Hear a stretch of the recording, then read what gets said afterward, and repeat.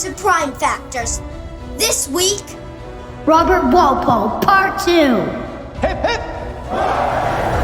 Hip, hip! Hip, hip!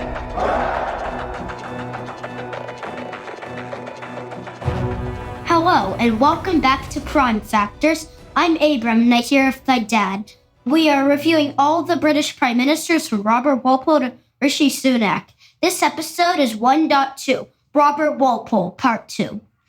Wow, this has been a lot of fun, and I have grown so much respect for Graham and Ali from Rex Factor, Robin Jamie from Totalis Rankium, Brian Fry from Pontifex, and Ben and Eliza from Battle Royale. I love all you guys. Wow, this research is really a lot of work, and I'm just so really excited to tell Abram the rest of the story of Robert Walpole today.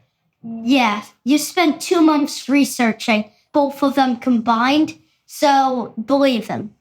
Yeah, I think we got to figure out how to do it faster because, if we're going to do an episode every other week, it's going to be awfully hard if it takes us 2 months. Yes, but this one is the one that you have the most to research, maybe besides Churchill. Yeah, probably besides Churchill. Yeah, definitely besides Churchill, yeah. Yeah, well, we'll definitely see. I'm looking forward to the rest.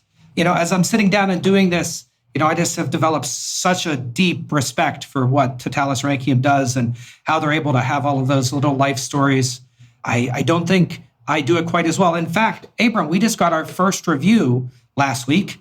It was by you, and you told me, quote, "It's not as good as Totalis Rankium, but it's okay." Mm-hmm. So that's what we aim for. We aim for it's okay. And I think it's okay. And this will probably take years to do if we ever complete it. So by the end, we'll probably be so much better than we are now. For anyone listening in the future, like far future. God, I hope so. I hope so very much.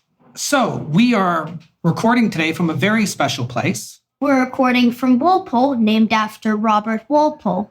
Walpole, Massachusetts. Because we live in Massachusetts, and we're in the Walpole Library in the Stone Room. Walpole Library in the Stone Room. It's a great library. It's a great little town. We got to see a little bit of on the drive here, and it just seems so special for us to be recording our Walpole episode in Walpole, Massachusetts, the town named for him at the height of his power. It's pretty awesome. So I just feel this great Walpole energy. Do you feel this Walpole energy? I guess. You guess. Okay, well, that's good enough.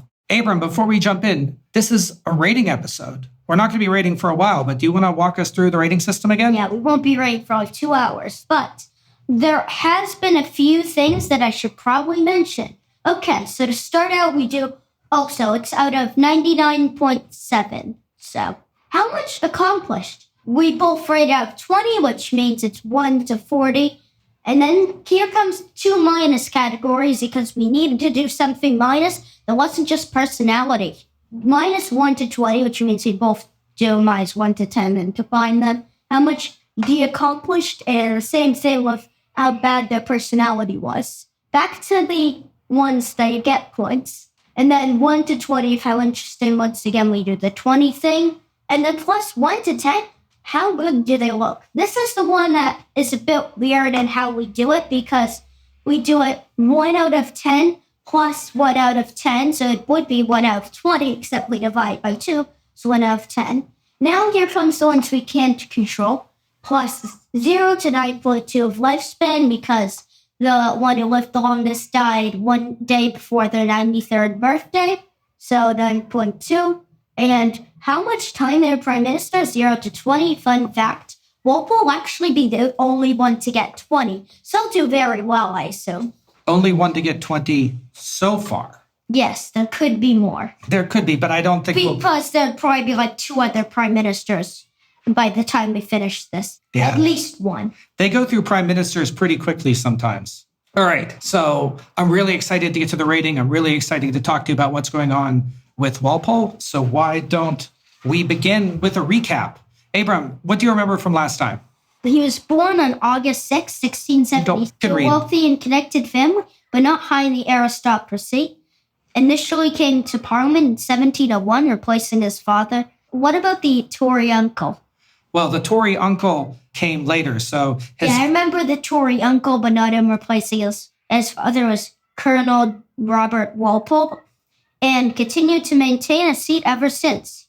Rose quickly through the ranks based off his great speaking ability, that reminds me of James K. Polk, and good judge of character, and work with the corruption of the day. There's always corruption. That's why it's the corruption of the day. In 1712, the Tory-controlled Parliament put him on trial for corruption. He was thrown to the Tower of London, from which he only proves awake bona fide as something of a martyr. Keep in mind, the Tower of London is where a few kings of England died, so I'm sure since he was rich, it was nowhere like that, because that's what happens when you're rich, though. After the death of Queen Anne, the Tories lost power and the Whigs returned with Walpole rising rapidly. He wasn't perfectly well-liked. During the ministry of Stanhope and Sunderland, he was at outs and led a breakaway faction of the Whigs. He reconciled with them only late around 1720. But then the South Sea bubble hit, and that's where we'll start today. That's great. We are going to rewind a little bit. So just a reminder, Abram, the South Sea bubble had crippled the British economy. Because everyone was in it. Oh, yes. Everyone was in it, including King George. The first. The first. There are going to be 4 of them in a row, so we're going to be used to saying King George for a while. Yeah, well, George. For probably like a year. George. George will Victoria. Exactly. So the South Sea bubble had crashed. You saw the graph. It went way down, crashed the British economy, and it made many rich and really want-to-be rich people, put them into deep debt. It was having a crippling effect on the economy. It was reducing trade. You know, what they needed was a hero, someone that would set things right and bring confidence back to the people. Everyone was in shock. They were looking for hope.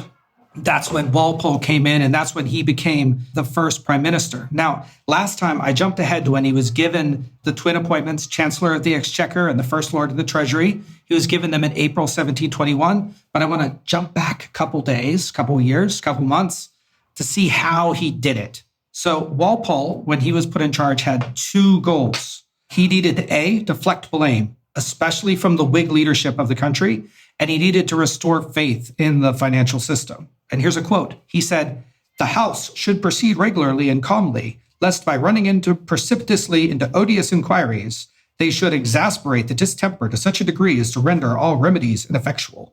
I mean, this guy can't talk without using like $10 words. Yeah, I was about to say, he really uses so many fancy words. I couldn't understand half of what he says. Well, I mean, that's how they talked in the 1700s, but he's also British, which, I mean, there's a certain level of pompous involved in just that, right? I'm kidding. Please don't unsubscribe. But the point is, what he was saying is, let's not jump into things. Let's figure out what's going on, and we'll solve it together carefully. You know, others were calling for immediate acts to punish the South Sea Company, but Walpole wanted calm. He devised a plan where the shares of the South Sea Company would be traded for shares of the East India Company and the Bank of England just above market rate. This is a fancy way of saying, you guys won't lose as much money as you thought. Here, we'll trade it for other companies that aren't going to fail. That will give back some money to the people that lost hope. It's going to help reboot the British economy. It's going to be awesome. Now, of course, this only works if both the Bank of England and the East India Company will grow at a rate that they had never grown before. But, you know, let's push those problems off for a couple of months, years, maybe forever. Now, in order for this to succeed, the bank, parliament, and the king all had to approve, and that was going to take some time. Meanwhile, the people were still angry. A director of the company named Lambert Blackwell was nearly lynched on the streets of London. Like, people were so angry, they said, "You are the guy who caused us to lose all of our money." Whack, whack, whack, you know, just kind of being mean. So even though Walpole was calling for calm, the rest of Parliament said, we need to have investigations. Now, really, Walpole probably did like investigations. Walpole always liked investigations, but, you know, publicly, at least, he was calling for calm. And they formed a committee. It was called the Broader Committee. It started looking at the evidence and for people that had committed crimes. Now, Robert Knight, who historian Edward Pierce calls a white-collar criminal, he was a key witness, and he was aware of what had gone on. He might have coordinated some of the bribes, some of the shares of stock that was given to government officials. And just before they could arrest him, what did he do? He ran away. Who ran away last time? Was it Bolingbroke? Was it Oxford? Sunderland. Was it Sunderland? Stanhope died and Sunderland tried not to be arrested. Yeah, I thought it was Bolingbroke, though. He fled to France. Well, Oh, yeah, Bolingbroke fled to France. so Robert Knight, that's the guy that they're trying to talk to. He didn't flee to France. He went to some place that has better French fries. Belgium. Belgium. So King George, at the request of Parliament, issued a proclamation that barred any officers of the South Sea Company from leaving Britain, and he offered a reward for the return of Robert Knight. Several South Seas directors were members of Parliament. They were kicked out. 5 directors were arrested. But at this point, Walpole, he was in damage control mode, right? He wasn't just about, I want to find out who did this and punish them. He was in, I want to make sure that the Whigs stay in power. And I want to make sure that we restore faith in the government. So Robert Walpole did something a little bit funny. He helped to arrange for Robert Knight to not come back to London. He wanted Robert Knight right where he was, where he could not provide the evidence that maybe some of the Whigs that were friends of Robert Walpole might have been in on some of the corruption. That's kind of corrupt. It's kind of corrupt. It's like when you like your friends so much, you give them all the positions in your cabinet and our system, but don't care about the politicians who are actually doing well. Yeah, it's a lot like that. So Knight had been arrested at this point. He was being held in a prison in Antwerp. In Belgium. Also Belgium. And Walpole and his faction basically said, please keep him locked up. Now, James Stanhope, the Earl Stanhope, the previous First Lord of the Treasury, but currently... He was the guy who did the things which caused Walpole to make another faction, right? I think so. Yeah, he was the other one with Sunderland. Yep. So he was currently the Secretary of State for the Northern Department, and he was pushing for Knight's return so that the truth would come out, right? So we basically have another case where it's Walpole versus Stanhope, in order to get to the bottom of this mystery of who was corrupt. And the answer was probably Walpole, really. But probably Walpole. Almost definitely Walpole. But the thing is, something bad happened unexpectedly. James Stanhope in Parliament on February 4th, 1721, he collapsed. He died the next day. What a coincidence. I mean, I don't really think Walpole had anything to do with his death, but it's we must get to the truth. We must get to the truth. It was probably more like mine. So basically, this reduced the pressure to bring Knight back. And also, Sunderland still's there, but I think he's trying not to get arrested, so he won't do that much. I think so. It also allowed Walpole to arrange for his brother-in-law, Townshend. Remember him? So Townshend is going to get Stanhope's job. Mm-hmm. Stanhope, dead. Townshend, brother-in-law. Now it's all in the family, right? Walpole pretty much controls quite a lot. So although Walpole didn't support the committee doing the investigating publicly, he played it like a fiddle to make sure that the leaders in Parliament that he wanted to be punished were punished. And the leaders in Parliament that he didn't want to be punished, well, they weren't punished. He was basically called like the screener in chief. I guess that was a word that they used at the time. Sounds fancy, like Walpole. Sounds fancy, like Walpole. Basically, the idea is he's protecting his people and punishing the people that aren't his. And one of the people that he was protecting was a different Stanhope, Charles Stanhope, the cousin of James Stanhope, the Earl Stanhope. He was investigated for bribery, but Walpole pulled some strings and made sure that, the shares that he had personally bought for Walpole weren't part of the investigation, that kind of stuff. He was a former paymaster for Walpole, so he was very much involved in Walpole's personal finances. But for some reason, Walpole did go after this guy called John Aislabie. I don't even know if I'm pronouncing his name right, but he was the Chancellor of the Exchequer. Walpole found things, or this committee rather, possibly with some pushing by Walpole, found things that he was doing wrong. So he was out. So this basically gave Walpole the opportunity to take his job personally. Now, at this point, another person, the Secretary of State for the Southern Department, his name was James Craggs the Younger. He was also pushing for Knight to return. But guess what happened to him? We must have Knight. Pretty much. We must have the truth. He died of smallpox. And his father, and this is sad, his father, who had lost actually a fortune in the South Seas Company, he died probably of suicide a month later. So, we must get to certainly not claiming, like Walpole didn't arrange for him to die of smallpox, but Walpole had to have been like counting his blessings every time one of the people that were investigating this just keeled over and died. Yeah, Walpole was really lucky. He is very, very lucky. Let's see if he'll continue to be lucky.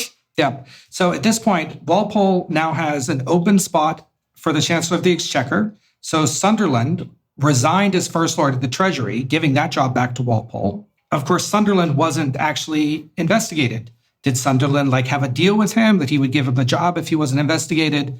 I don't know, probably not. But one way or another, Walpole has basically gotten all of the power in government right now. So if you remember, Sunderland was the guy working with Stanhope against Walpole. Stanhope was the main one, but Sunderland was also doing it. Yes. So the new Secretary of State for the Southern Department is going to be this guy called John Caturay. He's going to be appearing in our story and then Compton's story and then a couple of other times. So, keep him in mind, but you don't need a pin because he never becomes a prime minister. Yeah. Also, speaking of that, we are including disputed prime ministers in the podcast. So if there are any that became prime minister but couldn't form a government, we like more episodes. More episodes, the better. So they'll also be counted because they technically were sort of prime minister. So more even if episodes, they couldn't form a government. So we're going to be counting them too. More episodes, the better, huh? I guess I better learn to research faster. Definitely. You are being super duper slow. You're giving away all my secrets, Abram. I know. All right. Well, back in Belgium, Robert Knight was still a prisoner. Some of the government wanted him to return to England, as we've already said, and Walpole and others just wanted him locked up far away from England. And this is when we get a very special message from King George. Quote, "Please to express the wish that your excellency should order the government of Antwerp citadel to enlarge Knight from confinement, allowing him not only to have liberty to walk on the citadel, but also to escape." Also, if this was King George I, this is probably all of this in German. I don't know if he said that in German, but he probably said it in a German accent, but I didn't really want to try a German accent. But he didn't know how to speak English, so I assume he said it and then a translator wrote it. It could be. I think he did know some English, but he didn't like to speak it in public. This is something we should look up. It wasn't his main language. It definitely wasn't his main language, German. Also, he talked like as fancy as Walpole. I think the important thing is not which language he said, but what he said, which was essentially, please allow Robert Knight to escape. A thing that a king should never say is, please allow Robert Knight to escape. Now, of course, there aren't that many Robert Knights to get locked up in Belgium, so that's why it's rare to say. Okay, that is also a good point. But one of the historians that I was reading about this said that this was the George I equivalent to please destroy this letter. That's what Blaine from Maine said? That's what Blaine from Maine said. For which president was that? I don't know. It's one in the early to mid-20s. So honestly, that almost sounds impossible. Would King George really have said it?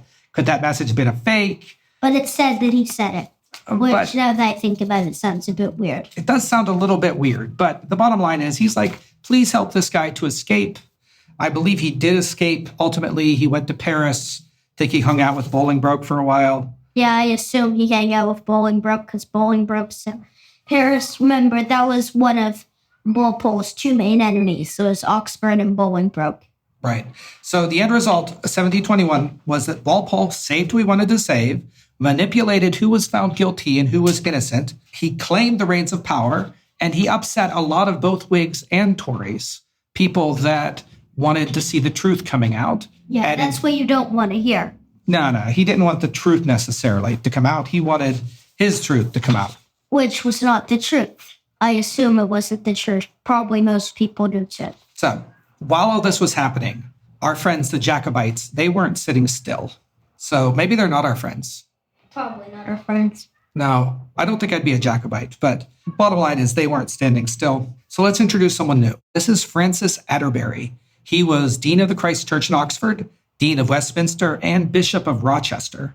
As the Dean of Westminster, he even planned Queen Anne's funeral. In other words, he's a pretty powerful church leader. He got to sit in the House of Lords, and he was given all of those jobs by somebody who you know as Robert Harley, the Earl of Oxford.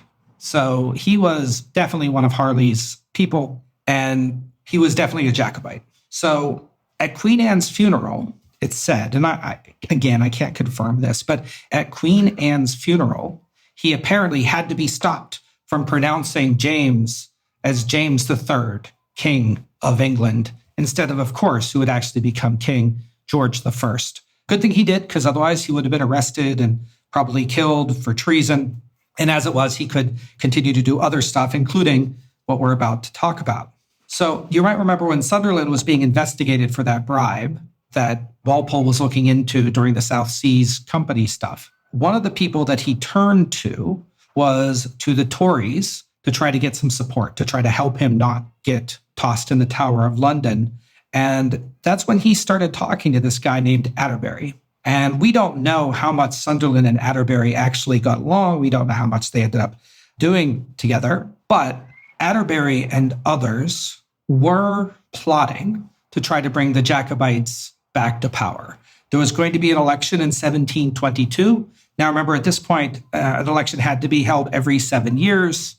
And the Whigs were doing their best to hold off the elections as long as possible to try to keep everybody in their seats. So Atterbury and some conspirators, they were trying to put James III on the throne via an Irish army. And this Irish army was going to somehow march on London in May of 1722. Apparently, Oxford was considered as like possibly a person to lead the army, but he was really old at this point, so he didn't do it. Really, I don't know that this plan... Yeah, was he like 50s at that point? He was 59. But the point is, there was this plot going in the background. Sunderland died. And honestly, the plot didn't go anywhere. They were all caught pretty quickly. Walpole actually had Sunderland's rooms searched after he died to find evidence if he was involved in this Atterbury plot. Maybe he found evidence, maybe he didn't. We do know that Atterbury had a secret code name. He was called, quote, Mr. Illington. I don't know why he was called Mr. Illington, but apparently all the people in this plot would send messages to each other in code, and they wouldn't call themselves their real name. I wouldn't call you Abram. I'd call you Jazz Master Robert or something. I don't know. But he wasn't going to be called Sunderland. He was going to be called Mr. Illington. They figured out a whole bunch of people that were involved in this plot. They arrested Atterbury. They put him in the Tower of London. But Walpole didn't really have enough evidence to actually convict him. He was put in trial in the House of Lords in April and May of 1723, and he was basically exiled. He also went to live in Paris and apparently hung out with Bolingbroke. So don't worry, he's not going to be there too much longer. Which is bad news for Walpole. Finally, his luck will run out. Well, Robert's luck is going to run out at some point here. But this isn't the time when his luck runs out. Like, this is 1724. This is like Robert Walpole's peak time when he was in charge of everything. Sunderland was gone. Stanhope was gone. He was first Lord of the Treasury. His brother-in-law Townsend was Secretary of State. His brother, Horatio Walpole, had also been elected to Parliament and was working as an ambassador. He would be both working in the Treasury and ambassador to France every now and then. He had a different brother called Galfridus Walpole that was elected as an MP before he became the Postmaster General. So the Postmaster General is the guy who has access to all the mail. And it is generally thought that Robert Walpole had a spy network through the postal system, through his brother, that would allow him to read people's mail. I'm guessing that's corrupt. It's not good. It's not good. Walpole, this is very Walpole. suspicious. I mean, he was very effective. He is just not what we would consider on the up and up today. Yeah. So we'll keep going. He has more family. His daughter, Mary Walpole, married a guy by the name of George Cholmondeley. He would also become an MP in 1722. Robert Walpole had been offered a peerage, but he turned it down so he could remain in the House of Commons. Instead, his eldest son, who's also named Robert, became Baron Walpole, and now his eldest son is in the House of Lords. This is still very lucky for Walpole. I wonder when his luck will run out. Well, It never will run out. maybe. So through Walpole's sister, Dorothy Walpole, he was, of course, the brother-in-law of Charles Townshend. And Charles Townshend had some interesting brother-in-laws through his original wife, Elizabeth Pelham, who you probably know. Of course, that is Pelham Holes and Pelham. Henry Pelham and Thomas Pelham Holes, put 2 pins in them. Well, one on each of them. We're not doing 2 pins on Pelham. So put a pin on each of them. So put a pin on them. In addition, 3 of Townshend's sons, Charles Townshend, Thomas Townshend, and William Townshend, were all also elected as MPs in 1722. The point here, like I could just keep going on, the point is that the Walpole-Townshend family was incredibly powerful, had many, many family members in all over the government. And nowadays we call that nepotism, and it's very bad, but this is kind of how the government worked back then. The Walpole and Townshend family. Da-da-da-da. Da-da-da-da. Da-da-da-da. Da-da-da-da. Da-da-da-da. Okay, so he's still doing great. In 1725, Walpole was feeling like, hey, I didn't become a baron, so would you mind just knighting me? And so he asked the king if he could be Sir Robert Walpole. What did the king say? Yes. Yes, you are now Sir Robert Walpole. The king brought back something called the Order of the Bath, which apparently is knights needing baths in order to be knighted. I don't know. It sounds all very weird. But the following year, he was promoted from the Order of the Bath to the Order of the Garter. And I don't know why they named their knights after this, but the garter is like, I think it's a type of underwear.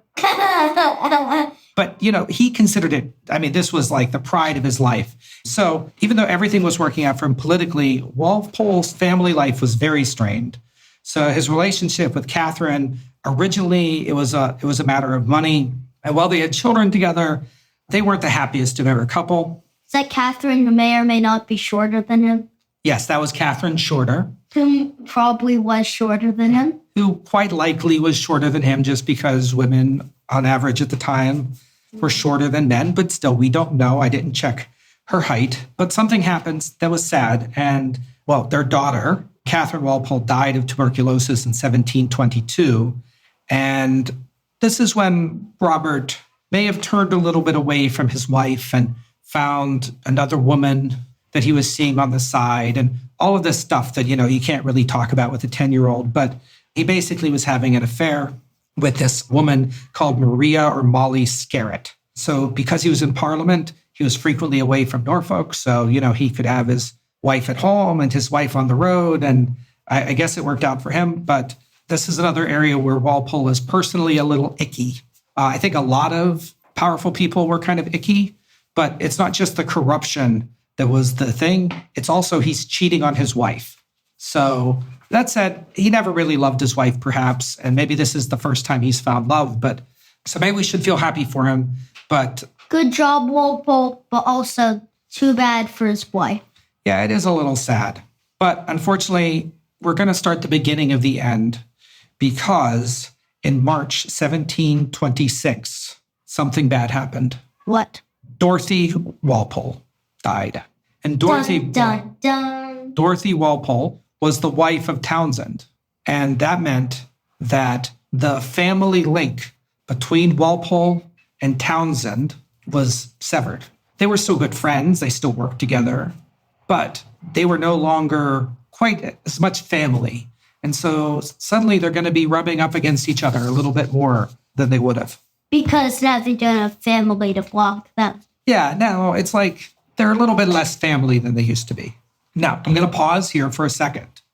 Just to talk about where we are now. Because 1724, when he was at the height of his power, and this is when he was getting the honors like knighthood, critical event for where we are now, Walpole, Massachusetts was founded. Which is where we are right now. Indeed. So, just to give you some background, Walpole today is part of Norfolk County, which is very funny because, of course, Robert Walpole is from Norfolk. But I wonder if that's why they named it. I wonder that too. But in 1724, Norfolk County hadn't been created yet. This was still considered part of Suffolk County. So this spot where we're sitting was originally owned by the Neponset tribe. And the Neponset tribe sold their land, however real that sale was, I have no idea. They sold their land to the town of Dedham in 1636. In 1659, some people from the town of Dedham put up the first sawmill in what is now called the Walpole Town Forest. It was on the local river. I think it's the Neponset River. Is that forest right over there? It might indeed be the forest right over there. I didn't check on the map, but that would be pretty neat if it was.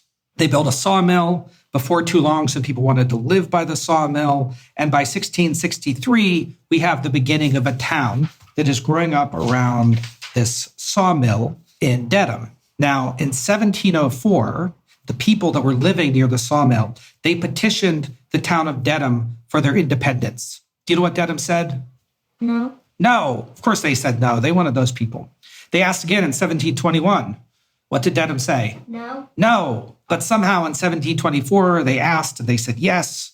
Or maybe they just like, can we now? Can we now? Can we now? Can we now? No. Yeah. Fine. So the town was granted in 1724 and was named Walpole after the prime minister. The first census 2 years later said that there were 45 people living here. I thought you said it was a town. That's too small to be a town. This is colonial America, 1726. 45 people was enough because 45 people, a church, a store, a sawmill. I mean, you've got a town. A couple more points of the history of this town. In 1775, 157 people from a much larger town of Walpole, under a person named Captain Seth Bullard, they actually marched all the way up to Lexington and Concord, and they fought the British as part of that famous battle. So now they have a lot more people than just 45. Now, yeah, Do they have 700? I mean, keep in mind that this is 50 years later. So I don't know the population, but I think a couple hundred is definitely right. So 157 men went and fought in the Battle of Lexington and Concord. And then after that, they went another place that you and I like to go, which is that they went to Newport, Rhode Island, and they attempted to keep the British from controlling or taking over Newport. So in the 1800s, Walpole's role as a sawmill town gave way to other industries. The river continued to be a major source of local power for factories. And we are actually recording from the library. While this building here that we're in was opened in 2012, it is descended from the first Walpole Public Library, which was not located here. It was a little bit down the street, which opened in 1872. And the people that run the library here actually trace their library to the 1872 Walpole Public Library. Isn't that kind of cool? Uh-huh. I think it's cool. So, trouble is brewing. With the Tories, they're disorganized, they're no longer a strong opposition. Walpole had a ton of success, but in 1725, there was a new group forming on the Whig side, and they were called the Patriot Whigs, led by somebody who you might have heard about, but we haven't mentioned before, I don't think, William Pulteney. Put a pin on him or put a half pin on him? Put a half pin on him, yeah. So he's not going to become a prime minister, but he's going to be one of the two disputed prime ministers, so we'll end up doing an episode on him. That's why it's a half pin. Yes. So he'll be prime minister maybe for, 3 days? 3 or 4 days or something like that. So we'll have a special episode about him. He's really cool. He's an anti-corruption fighter, like the opposite of Walpole. He's just a really cool figure, and I'm looking forward to getting into him more. So by this time, Bolingbroke suddenly came back too. So King George pardoned Bolingbroke in 1723, and shortly thereafter, he returned from Paris to London. Now, exactly why King George pardoned him, Walpole didn't want to pardon him, I don't know. One of the things I read said that Bolingbroke communicated with somebody that King George was cheating on his wife with, and that they arranged together, and I tried to follow it, but somehow this guy who was a terrible Tory and a Jacobite has just convinced the king to let him back in the country. So I don't know. Walpole at least managed to prevent him from being in Parliament. So instead, Bolingbroke created a newspaper called The Craftsman. That became a leading newspaper for all the people that hated Walpole and his government. So basically, it's going to remain a complete thorn in his side for the rest of his time. In foreign policy, Walpole's power was also slipping. Townsend, as Secretary of State, was pushing for a treaty with France and Prussia against Austria and Spain. They had signed a treaty of Vienna in 1725 that brought them closer, and Britain's strategy was to maintain balance. Now, Walpole just wanted to keep Britain out of the mess, but his brother Horatio, who, remember, was ambassador to France, plus Townsend, they pushed to get their own treaty, which was called the Treaty of Hanover. And this basically aligned Britain with France and Prussia. But Walpole didn't want anything to do with this. Like, France is our enemy. What are you doing? I don't really get it. But Walpole was just really unhappy with Townsend pushing Britain potentially towards another war. The other thing that was going on with Walpole was that people were making fun of him a lot. So Walpole was already becoming a little bit unpopular. And for some reason, Walpole, he was happy bribing politicians, but one people that he never really wanted to bribe was like the artists, the writers, the playwrights. And that later in life, he'll be quoted as saying that he never reads except the newspapers. He didn't have much patience for artists. So just two examples of what was going on. There was a book published that you probably know a little bit about in 1726 by Swift called Gulliver's Travels. Gulliver's Travels is basically 4 sections. But in the first of those sections, Gulliver, who's an Englishman, has traveled to Lilliput, where people are like 6 inches tall. And there is a person in Lilliput called Philnap. I don't know why he's called Philnap, but Philnap is the Lord High Treasurer of Lilliput. And you know what Philnap has to do? What? He gets in front of his king and he does a little dance, and he does his little dance a little bit higher and a little bit bigger. And like the king just makes him do his dance. And I could quote it for you, but like the idea is that Swift is imagining Walpole as this tiny little man dancing for the interests of this king. Another guy, John Gay, created something called the Beggar's Opera, first performed in 1728. And this opera, which was even attended by Walpole himself, was a tremendous hit in London. And that opera has a character called Peachum, and Peachum was Walpole, except instead of being in charge of Parliament, Peachum was in charge of a band of thieves. And he would scheme against the thieves, and he would steal from the thieves. Like, really, what Gay was doing was, just presenting Walpole as being nothing but a thief among thieves, and he even backstabs other thieves. Isn't that funny? It's a bit weird. It's a bit weird. Thieves fighting thieves, which they probably do.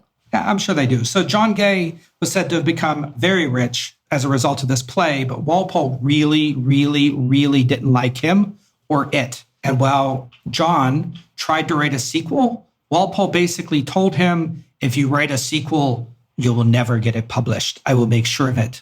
He didn't say it in those exact words, but He probably said it so much more fancy. he probably said it a lot more fancy.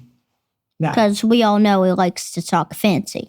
he does like to talk fancy. Now, what happened, Abram, in June 1727? Who went, George, specifically one. George I died. And who was now king? George. George II. Yes, I told you. I warned you. There are going to be a lot of Georges. There are going to be a lot of Georges. So you might remember that initially the younger George and Walpole, they had a great relationship when Walpole was out of power. But Walpole kind of abandoned George when he got the opportunity to come back to power. And George really didn't forgive him. So Walpole, having just been told of the death of George I, he gets into his carriage and he drives up to whichever palace the new King George II is in. And he goes up and he's all solemn and sad. And he tells the king, I'm sorry, but, your father has died. And the new king, King George II, looked at him and said, and I quote, "Go to Chiswick and take your directions from Sir Spenser Compton." That's rude. That's rude, but do you know what he was really saying? What? Well, I think he was saying that he wanted Spenser Compton to be prime minister. Which will eventually happen. Sorry about the sneak peek. It will eventually happen, Not for a while. but George wasn't fond of Robert Walpole. So at this point, Compton was Speaker of the House, and he was also the treasurer to the Prince of Wales. So he was a guy who was very close to George II, because, of course, up until a couple of days before, George II was Prince of Wales, as the next in line for the throne often is. You're right. Compton's going to lose this battle. And the reason he lost is because Robert Walpole was still good friends with Queen Caroline, who they had met all those years before. She and Walpole got along very well, and she helped to convince George II that maybe this Walpole guy should stick around. Supposedly, and I think this might be a lie, but it's kind of a good lie, supposedly, Queen Caroline brought Spenser Compton and Robert Walpole together in front of her and the new King George II, and she made them have like a speech contest, and whichever gave the better speech would become the next prime minister. I don't think this really happened, but it's a great story. And guess who gave the better speech? Who? Which one became prime minister? Walpole. Walpole. Well, technically, he's already prime minister, so that question's answer would be Compton, because he's the one who will become prime minister. Walpole is already prime minister, so yeah, you were technically wrong. Too bad. So how does Walpole usually accomplish things? By being corrupt. And by money. Corruption equals money, right? So do you want to know how he really did it? By paying George a lot of money. So there is something that Parliament controls called the civil list, which says how much money a king is allowed to spend. And he basically offered twice as much money as Compton did. And so King George said, great, you can be my next prime minister. So in the end, Walpole won out. There had to be a new election. Now, this isn't true today. So when King Charles was made king, they didn't have to re-elect Parliament. But at this time, every time the king or queen died, they would all have to have a new election immediately. So Walpole started to focus on a new 1727 election. But this election was going to get harder than the previous ones because now he had Bolingbroke around, Pulteney. He had a less of a relationship with Townshend. It was a hard-won thing, but he did manage to come out ahead. Yeah, he has a lot of rivals now.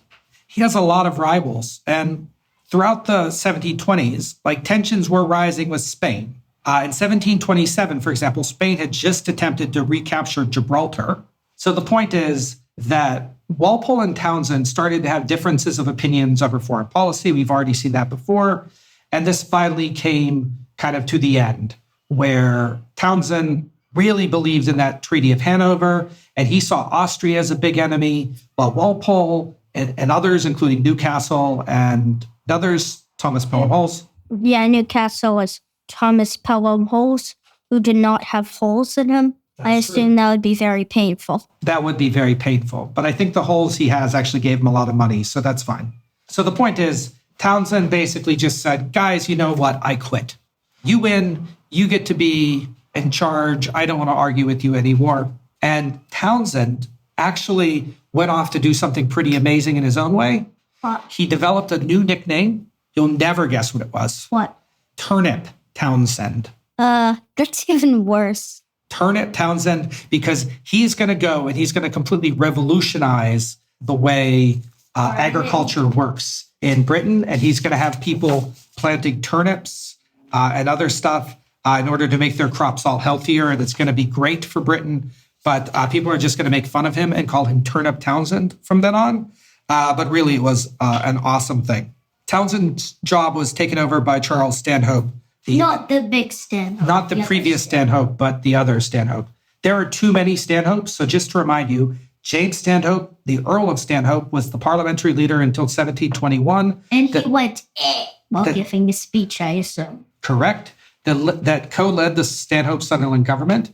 He was a cousin to Charles Stanhope, the MP that was involved in the South Sea Company, and William Stanhope, that's now the new Secretary of State. There's even more Stanhopes that didn't become prominent in our story, but we'll just stick with those for now. The real power would be, of course, the Duke of Newcastle. Thomas Pelham Holles is now pretty much running the foreign policy for the government, and he's going to be doing that for a while. We'll talk a bit more about that in his episode, which will be episode 5, I'm pretty sure. Episode 5, I can't wait. Now, just a couple of quick things. So first, Robert Walpole was generally lenient on religion. He preferred just making money, and he didn't want to cause a lot of strifes. So he somewhat strengthened protections for some Protestants, especially Quakers.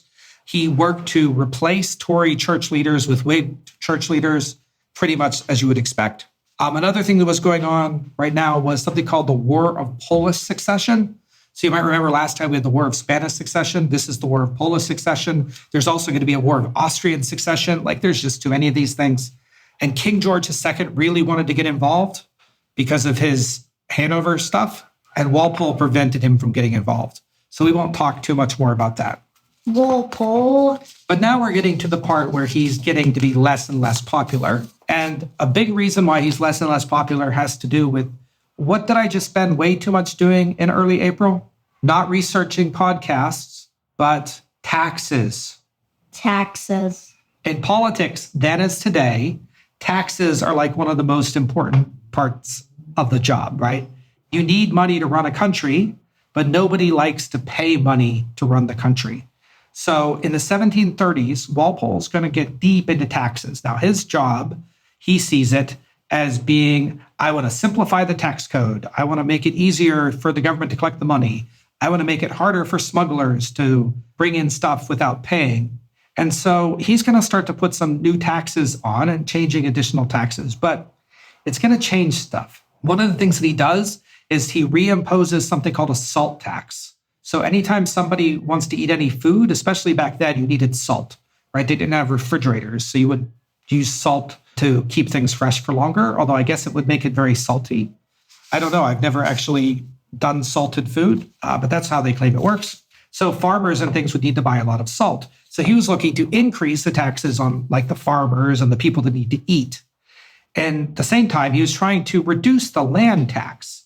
So if you were a rich person and you had a lot of property, he was saying, like, I think I want you to pay less taxes. So overall, his policies through this and through some other things were shifting the tax burden from the rich aristocrats onto the merchants and the common people. So he basically said, and I quote, "When every man pays a small share, a great sum may be raised for public services without any man being sensible of what he pays." So in other words, he's like, well, everyone will just pay a little and no one will notice. It'll be fine. And that sounds pretty good. But Abram, do you see what is wrong about that? What? So how this would work is essentially you'd have the rich people who spend very little on food and other things he was trying to tax, like gin and cigarettes and wine and other stuff that he was trying to tax. The rich people pay relatively little on that. And the poor people, because they need to eat, a lot more of their income goes to things like salt and such. So in effect, he was lowering the taxes on the rich and raising the taxes on the poor. And he was running around like, oh, I'm simplifying the tax code. That isn't very good. Well, the same stuff happens today.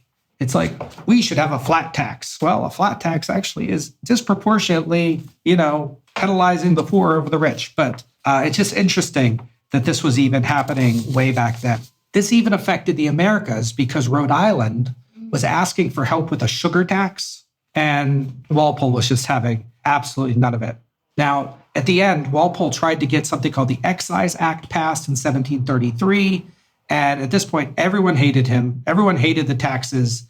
There were riots happening in London. Very bad Walpole. Pulteney, Bolingbroke, and others just really made it impossible to get that law passed. He passed some other taxes. He passed a tax on gin in 1736. But the point is that Walpole decided to stake a lot of his career at this time on making the rich people happier at the expense of the less rich people. And I think this is ultimately going to be one of the things that caused his downfall. New thing, 1735. We're not going to talk about it too much tonight. 10 Downing Street. Do you know what 10 Downing Street is? Where the prime minister is? I'm guessing that something will happen. So 10 Downing Street is officially given to Walpole. Now, Walpole turns it down. He says, I will not take this personally, but this will be the house of the First Lord of the Treasury from now on. And so, as the prime minister's role has evolved from the First Lord of the Treasury, the prime minister's house has been 10 Downing Street ever since 1735. Now it's changed and they've done some additions and many other things. We can maybe do a special episode on that if you're interested. But just be aware that this is the point where they get the White House of prime ministers. right? So finally, I don't even know that he lives there, to be honest. I think it's too small for him. He's like, I'm very rich. I'm going to live in big houses. Probably is a lot more fancy than that. But who knows? Whether he lived there or not, he was given this house in 1735. You might remember there was all those artists that were making fun of him a little while ago. Yeah, in like the late 1720s. So do you know what he did? What? He said, you're not allowed to make fun of me anymore. He passed a law in 1737 that shut down theaters, that made it so that anyone that wanted to put on a play had to have the play approved by the government first, so that nobody could make plays that were making fun of the government. That's not good, Walpole. That's not good, Walpole. Now, they also used something called the Libel Act in order to enforce this even more. But the point was that Walpole really wasn't taking a joke very well. He was losing. People didn't like his taxes. He was becoming less popular. And instead of making himself more popular, he said, I'm going to ban plays for making fun of me. I don't think it's going to work. I don't think it's going to work either. Probably just make it even worse. I think it does make it worse. So do you know who Frederick is? Is that George II's kid? Frederick, the Prince of Wales, is George II's kid. And he was initially forced to live in Hanover. So he wasn't even allowed to come to Britain until he was 23. So he's basically been living mostly by himself, of course, with lots of servants and castles and stuff. And his father would visit every now and then. But he has been living in Hanover. And finally, he came to England in 1728. You know the thing, that none of the Hanoverian kings like their kids, right? Mm-hmm. Well, he stopped getting along with his parents pretty much. And his dad and his mom were pretty good friends with Robert Walpole. So what's Frederick going to do? Frederick is going to find some of his own friends. And who do you think would be a great friend to Frederick? Bolingbroke? Pulteney? Pulteney. Very good. That's a guess. I mean, maybe Bolingbroke too, but the point is that he and Pulteney are going to become good friends. Frederick is going to be supporting the opposition. George II keeps almost getting himself killed, like he was almost killed in like a ship accident in 1726, I think. So Walpole's now, oh God, if George II dies and we have King Frederick I, I'm going to be out of a job. Now, what would Walpole normally do? He was like, oh, just pay him more money. Yep. But guess what happened? What? King George refused to let Walpole pay him more money. So in fact, King George was... He refused his way of making people like him. Well, yeah. Which is very bad for Walpole. The beginning, he had so much good luck. But now, towards the end, it's all running out. And he now has so much bad luck. Now it's so much bad luck. So King George actually was making his son get paid only half as much as he got paid when he was the Prince of Wales. Mm-hmm. And so to be clear, they don't get, this money isn't for them. It's for all of their castles and their staff and for going to special royal things, right? It's, you know, it's not like they're getting paid personally, but he still says you have half as much money to make your castle look good. And he was not very happy about that. And now more bad things were beginning to happen. So Walpole's wife, Catherine, died in August of 1737. He wasn't all that sad, maybe, because he didn't really get along with her. Now he has no one shorter than him. Now he has no one shorter than him. And then he started to spend more time with Molly Scarrett. And in fact, he would marry Molly in February of 1738. But something really sad happened then. What? Only 3 months after potentially having the love of his life, this person that he seemed to really have affection for, she died 3 months later. Uh-oh. He's not having a good time. She actually died during pregnancy. They were going to have another kid together. This really crushed him. In November 1737, Queen Caroline died. So that's King George II's wife. So much sadness for him. A lot of sad, because of course she was the one that kept him and George II together, right? She was like the third part of their triangle that made that together. She was the one that made George II like him and to not have Spenser Compton as his prime minister. So this was tough.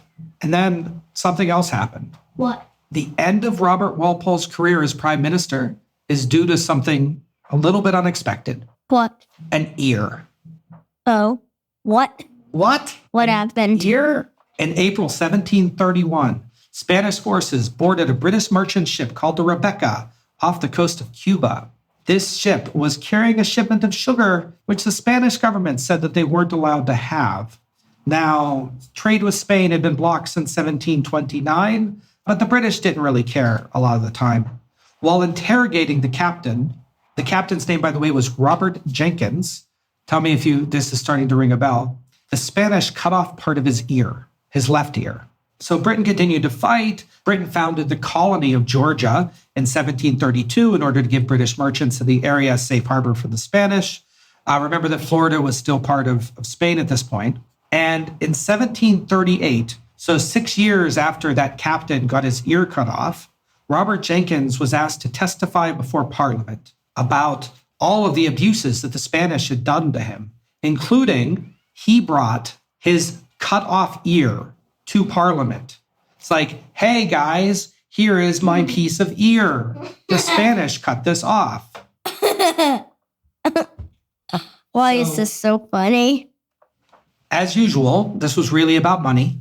So the Whigs that were in opposition to Walpole, this included Pulteney, but also a few new names, William Pitt, George Grenville. William Pitt and George Grenville. Should we put some pins in them? Yeah, let's put some pins in them. These guys really wanted to punish the Spanish. They really wanted to open back up trade. They wanted to make some more money. Even George II was interested in some more money. So in October of 1739, Walpole, who normally did not like war, who didn't want anything to do with war, who thought that peace was the best way to make money, he agreed to allow Britain to wage war against Spain. And the name of that war is called the War of Jenkins' Ear. Have you ever heard of the War of Jenkins' Ear? No, but it sounds gross. I think it's one of the more grosser names for a war. So remember, Walpole did not want this war. Walpole, I'm agreeing to this, but you're forcing me to it. I don't want anything to do with this.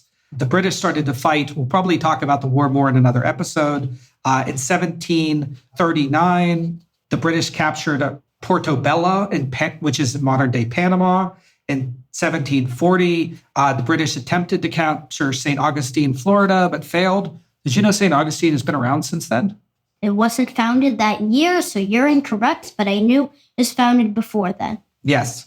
They fought something called the Battle of Cartagena de Indias in Colombia, but that battle failed. The Battle of St. Augustine also failed. In fact, more people died of disease in that battle of yellow fever than actually got killed by the Spanish. It was a complete disaster. So these losses, despite Walpole never wanting the war, weighed heavily on the administration. Pulteney, who wanted the war, now complained about how badly Walpole was running it. So did William Pitt. William Pitt practically wanted him tossed in the Tower of London for how bad he felt that Walpole was running the war. And so the end of Walpole's career actually happens in a very unexpected way. He's really unpopular. The opposition is becoming more and more powerful. He's just had another pretty unsuccessful election. And there was a by-election in Chippenham, and the by-election was essentially Walpole's people versus Pulteney. Bolingbroke. Yeah, Pulteney Pitt more than Bolingbroke, because Bolingbroke is still, he's still a Tory. These are Whig versus Whig. Yeah. And the battle essentially became over whether Walpole's people would get the seats from Chippenham or whether the other faction would get the seats. And Walpole literally put his entire career on the line. They saw it as something of a confidence vote, in Walpole's government. Walpole lost. So that was February 2nd. A couple days later, I think it was on February 6th, Walpole went to King George, told him he was resigning. Supposedly, King George cried. I don't know if I believe that King George cried. Yeah, I'd wrong is yay, now I can put Spenser Compton in charge. Walpole might be I can hear you. He's might be something like that. Might be something. It was all probably more fancy because of how fancy Walpole talks. Yeah, it was probably fancy because Walpole talks super fancy. So the point is that he tells King George II that he's resigned. King George actually gives him a little parting gift. He makes him into the Earl of Orford. By the way, there is an Orford, Massachusetts, but it's 2.5 hours drive from here. and I was not going to go and have it in the Orford Library. And on February the 11th, Walpole officially resigned. William Pitt and others had said that they needed a younger man as prime minister in order to help lead the war effort. But guess what? They chose Compton, who is even older. But guess what? They chose Compton, who is even older. And we'll get to his story next time. Ranking time soon. Almost. You're jumping ahead just a little bit. He's not dead yet, Abram. He's pretty close to being dead, though. So just to fast forward through the rest of his life, William Pitt and others attempted to have some inquiries. Remember when Walpole was put in charge, he kind of had trials for all the people that he didn't like from the previous administration. But this time it didn't succeed. So he was not punished. He was not thrown in the Tower of London. Because he was still friends with George II, he remained an advisor. And then now he could serve in the House of Lords. And in fact, he would be at least occasionally an active member of the House of Lords for the next couple of years until he died on March 18th, 1745, at 68 years old. We'll talk maybe a little bit more about his involvement as we get into the other prime ministers, but that is it for now. Rating! Okay, how much he accomplished? 1 to 20. He was the first prime minister, so it has to be a lot. So yeah, he was the first ever prime minister, and he managed to, I think, get a lot of people punished. He was also very bossy, but that's, I think, most of the stuff we can say without getting into the unaccomplished stuff, right? So he established the post of prime minister. Let's not give him... Now, he wouldn't have said that, right? He hated being called prime minister. They were already calling him prime minister even then, but he hated it. He did not want to be called prime minister. But he established the job of prime minister. He did successfully save the country from going economically under during the South Sea Company crisis. He largely kept Britain out of war up until the end, where he got himself into a disastrous war of Jenkins' Ear. But that will go more in the next score. Yeah, so how much he accomplished? I think he accomplished like 17 out of 20. 17 out of 20? Yeah, there was definitely more he could have done, but the stuff that he did makes up for a lot of it. I am going to go slightly lower because we have no idea what we're doing. We've never done this before. I'm going to say that he accomplished 15 out of 20. Okay, which means that's 32. 32 points so far. Okay. I'm going to do 32 points. How much did he accomplish? This is minus points, so out of 10. I think that he managed to get Britain into a terrible war that led him to be terrible. But before that, there really wasn't much that he did that wrong, right? But that was also kind of big. Well, where does his corruption points go against the accomplishments or personality? I think probably personality. But that's really the only thing bad that happened because he undid something. But since he's the first one, he couldn't really undo a lot. You could say he undid King's ruling, but that's sort of, Yeah. No, I don't think he has too many unaccomplishments. I don't know how to rate this exactly. But... So I think I'm giving him a 5 because he got them into a terrible war, but I'm going 4 actually. 4 points because of the War of Jenkins' Ear. Okay. No, 3 points because of that. And I'm not sure if I should count this, but he did get rid of King's ruling, so 1 for that. I don't know. Is that really a decomplishment? I mean, I think that's... It technically is, though, because he undid that. Okay. Well, you can take away points for that. I'm not going to point that. I am actually going to give him 4. Now, because the War of Jenkins' Ear, and I really don't like the law that he passed about censoring the theaters. Oh, yeah. That's definitely bad, so I'm also doing that. Yeah, we have a 1. Okay, so are we minus 4 each? Yep, which means minus 8 out of 20. How bad was his personality? That one you can't really say a lot. Well, I think he cheated on his wife. He was very corrupt. Yes, you can't say a lot, but all of them are pretty big. He had a quote, and I didn't use the quote, I should have, where he said that every man has his price. Mm-hmm. And that's a super famous quote. But he's basically saying, I can find a way to bribe anyone. Okay, so this one I have to give him 8. 7, actually, because it wasn't very, very big. Actually, 8. I'm giving him minus 8 because I don't like how corrupt he was. I don't like that he added corruption at every level of government. And I don't like that he cheated on his wife. So that means minus to the total of the adding section, 24. So 24 out of 40 and minus points. How interesting. Well, at first, it might seem like he's just average or a bit above because of what he did. But then you get into the sadness parts, which, like shown by Franklin Pierce, can be very entertaining.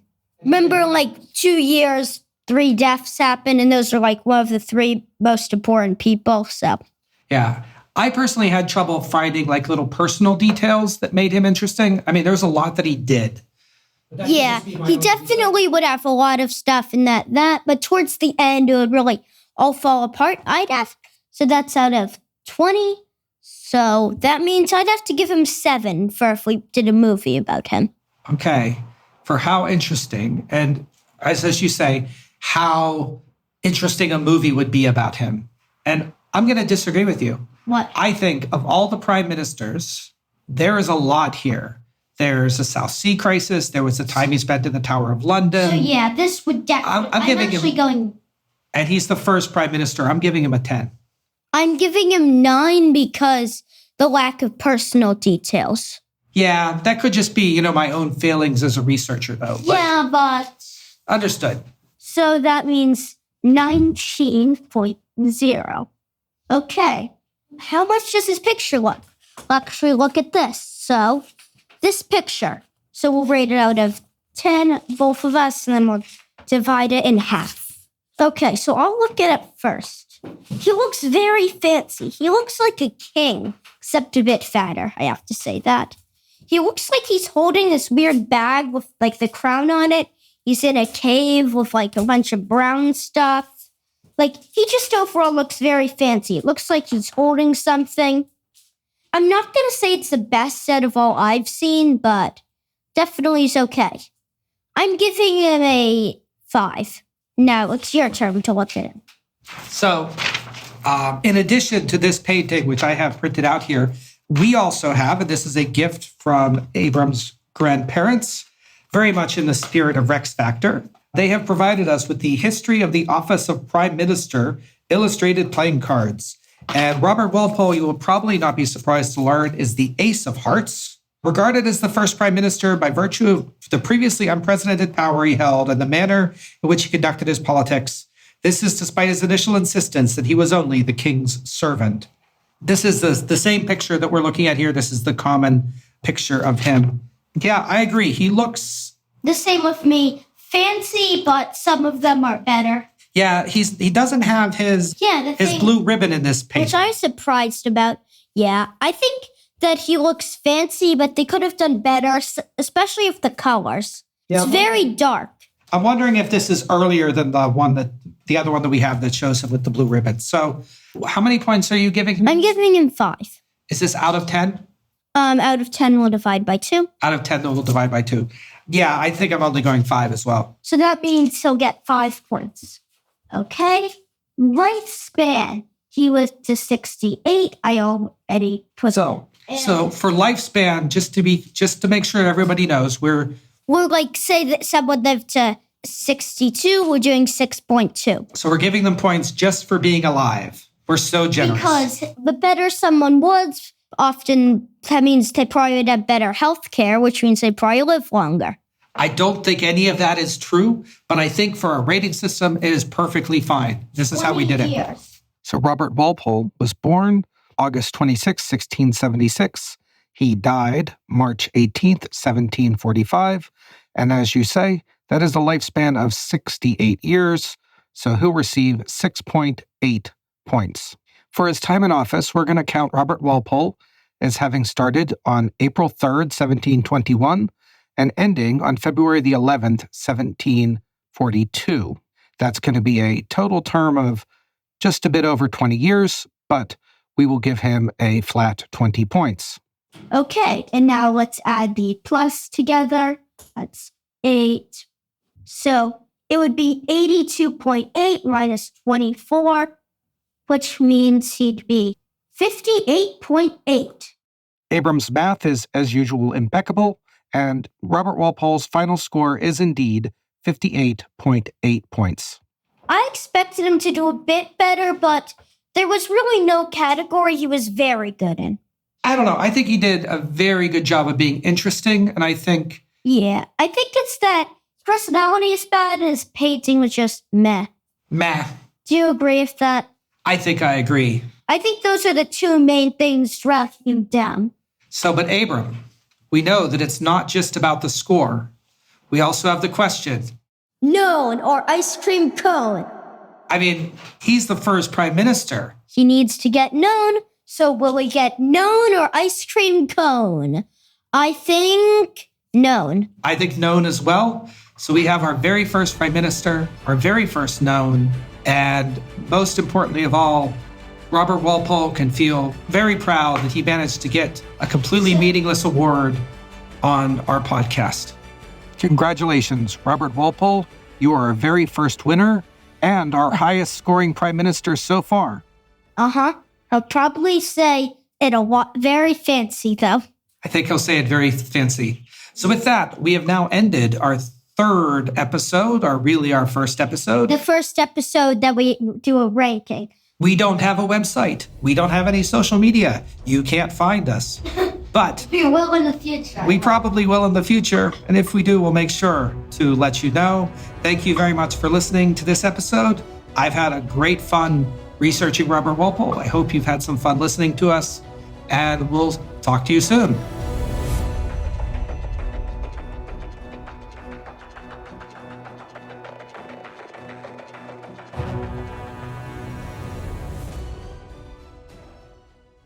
Bibliography. Walpole had a famous quote, Abram. "Oh, do not read history, for that I know must be false." So maybe everything I just said was a lie. I hope it isn't. But for anyone that's worried about that, I do want to say my bibliography for this session, most of the material for this podcast came from two sources, primarily The Great Man, Sir Robert Walpole, Scoundrel, Genius, and Britain's First Prime Minister by Edward Pierce, written in 2007, and an older book, Walpole, by John Morley from 1889. The 1889 book is extremely biased, amazingly, but it has some wonderfully colorful stories, whereas the Pierce book is tremendously boring, and the less I say about that, the better.